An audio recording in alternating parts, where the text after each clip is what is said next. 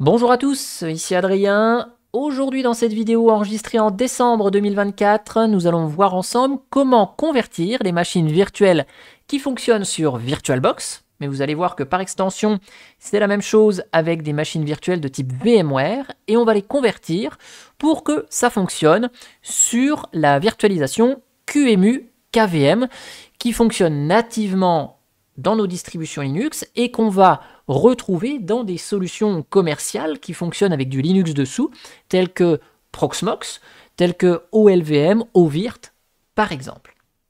Alors, ici, sur ma machine, je vais utiliser l'utilitaire Virtual Machine Manager pour pouvoir faire fonctionner mes machines virtuelles. Ça nous évitera d'utiliser la ligne de commande. Et si vous utilisez GNOME Machine ou GNOME Boxes en anglais, c'est aussi du QEMU KVM que vous avez là-dessous. Alors, juste avant toute chose, si je bascule mes machines virtuelles de VirtualBox à QEMU KVM, c'est pas du tout parce que je suis fâché avec VirtualBox, que je n'aime pas VirtualBox ou que VirtualBox n'est pas performant, je l'utilise depuis de nombreuses années. J'ai juste envie de me recentrer sur les technologies qui sont fournies par défaut dans nos distributions Linux, à savoir QEMU KVM ici. Donc j'ai rien du tout contre VirtualBox, loin de là. Mais j'en suis à un point là où je convertis mes machines virtuelles pour les réintégrer ici. Donc là, j'en ai réintégré déjà 3. Et je me suis dit, tant qu'à faire, autant vous faire une petite vidéo, des fois que ça puisse servir à certains d'entre vous pour vous montrer la conversion. Alors, en introduction, je vous ai dit que ça allait fonctionner, que ce soit des machines virtuelles VirtualBox ou VMware, pour la simple et bonne raison, c'est qu'on va juste recréer la machine, certes, mais on va convertir le disque qui est dans un format propre à VirtualBox ou à VMware. Donc ici, on va partir sur cette machine Fedora KDE que j'ai là. On a son disque qui est là, Fedora KDE VDI.VDI. Donc le point VDI, c'est le format de disque qui est propre à VirtualBox. Vous avez le format VMDK qui est propre à VMware. Vous avez le format VHDX qui est propre à Hyper-V. Donc la manip que je vais vous montrer, ça fonctionne aussi avec des machines en provenance d'Hyper-V. Vu qu'on va recréer une machine, on va vérifier quand même un certain nombre de paramètres sur notre machine source, notamment surtout savoir si on a utilisé l'UEFI, pour recréer une machine UEFI dans le cas où on utilise UEFI. Créer une machine en mode BIOS si on n'a pas l'UEFI. On pourra noter éventuellement les ressources qu'on a allouées à la machine en nombre de processeurs, en mémoire utilisée, etc. Et puis, on va surtout vérifier un truc. Donc ça, il n'y a pas trop d'impact avec Linux, mais surtout peut-être avec Windows. On va vérifier surtout comment est connecté le disque. C'est-à-dire que si le disque il est connecté sur un contrôleur SATA, on mettra un contrôleur SATA. Si on a un autre type de contrôleur, on mettra le même type de contrôleur pour être sûr que le système démarre. Autant Linux saura s'adapter, autant Windows, ça pourra être un petit peu plus problématique. Donc ici, sur mon deuxième disque interne, j'ai mes machines virtuelles qui sont stockées là. Et donc, si je vais dans Fedora KDE, pour reprendre cet exemple, je retrouve le fichier fedorakde.vdi, qui est mon disque virtuel, qui fait là, tout de suite maintenant, 13,3 Go sur le disque. Vous voyez que c'est un disque qui peut atteindre une taille maximale de 15. Et on va ouvrir un terminal dans ce dossier-là. Pour le convertir, on va utiliser la commande qui s'appelle QEMU-IMG. Donc si je vous affiche l'aide, vous allez voir que cette commande, elle a plein d'options, de paramètres, de choses comme ça. Nous, ce qui va nous intéresser dans cet outil qui permet de manipuler des images disques, c'est l'option Convert, que je vous surligne ici, avec tous les paramètres qu'on peut passer à cette option Convert. On va utiliser, nous, un certain nombre de ces options, notamment l'option "-c", qui va compresser le disque qui sera nouvellement créé dans le nouveau format. Si on a un disque qui fait 100 Go, mais que l'intérieur du système, on n'occupe que 20 Go, ça nous produira un fichier d'une vingtaine de gigas. En tout cas, ça ne prendra pas les 100 Go sur le disque. On va utiliser l'option "-p" aussi pour afficher une petite progression au cours de la conversion. On utilisera bien sûr l'option "-f" pour lui dire quel est le format source de notre image et l'option "grand O" pour lui préciser le format de destination de notre image, à savoir QCO2. Et puis, au niveau des formats, tout en bas, on a la liste de tous les formats qui sont supportés par cet utilitaire.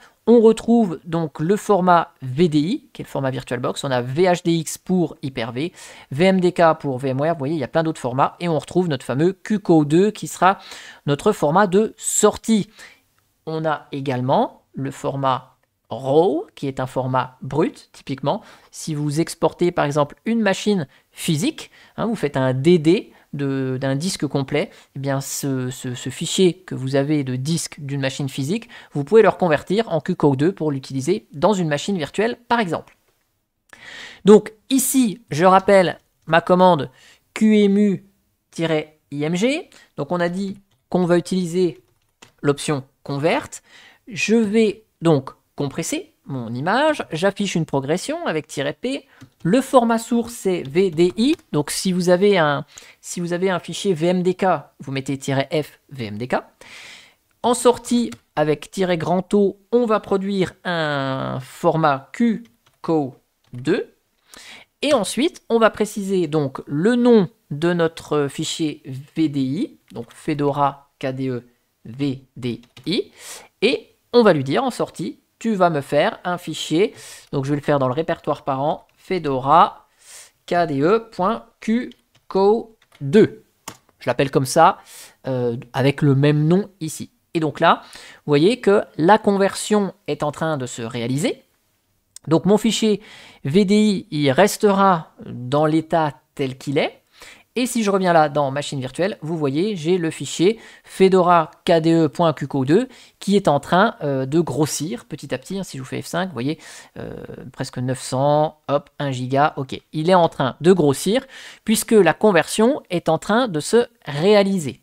Donc, je vous accélère la vidéo, il y en a pour quelques minutes, le temps de convertir tout ça. Évidemment, le temps de conversion va dépendre de la grosseur du disque et de la grosseur du disque virtuel, et ça va dépendre aussi des capacités en écriture sur votre disque sur lequel est stocké ce fichier VDI et va être stocké votre fichier QCO2 évidemment.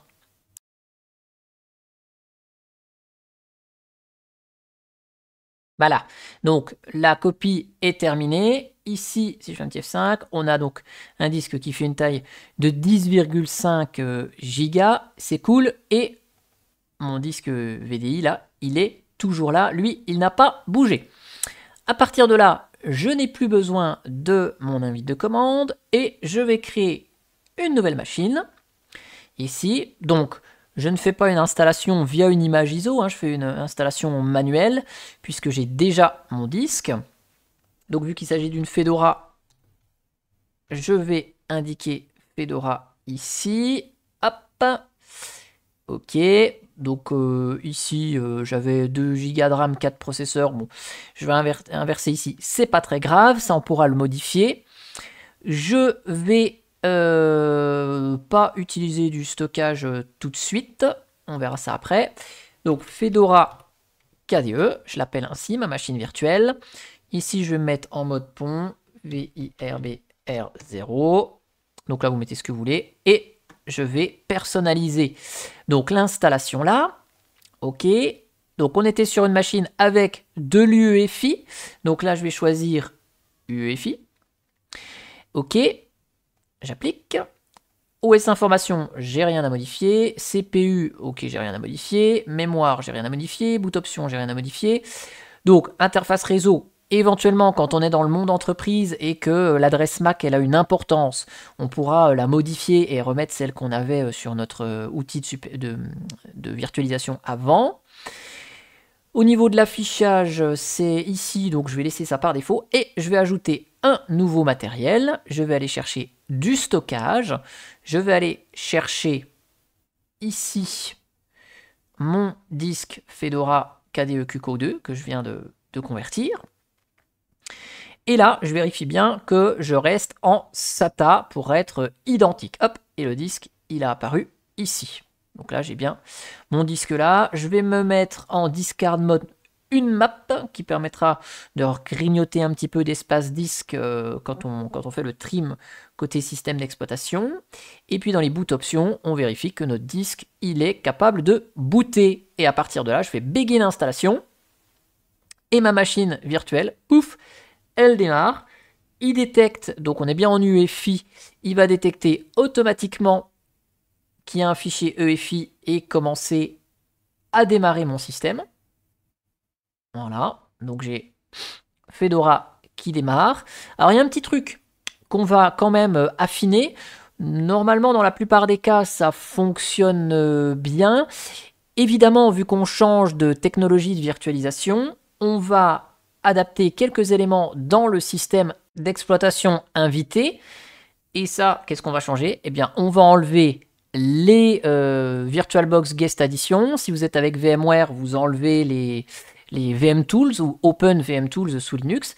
Et on va installer QEMU Guest Agent et les activer. Donc là, je passe en plein écran. Ici, donc vous voyez, ma machine, elle fonctionne bien. Il n'y a pas de souci là-dessus. Et donc, on va faire ces petites opérations pour que justement, notre machine virtuelle fonctionne relativement bien avec les outils invités de l'hyperviseur sur lequel on fonctionne. Donc là, j'ouvre un terminal. Donc, je vais grossir un petit peu. Toc. Donc, je fais un petit sudo-i. Je passe en route directe. Je vais faire un petit rpm-qa pipe-grep-i guest. On va regarder ce qui est installé. Normalement, certains systèmes d'exploitation détectent automatiquement les additions invitées à installer. Donc là, je vais faire un petit DNF remove. Je vais enlever les VirtualBox Guest Addition. J'en ai plus besoin. Ça sert à rien que le service se lance, même si ça ne dérange pas hein, au fond. Et le QEMU Guest Agent, il est installé. Par contre, on va démarrer le service. Hein. On va démarrer le service.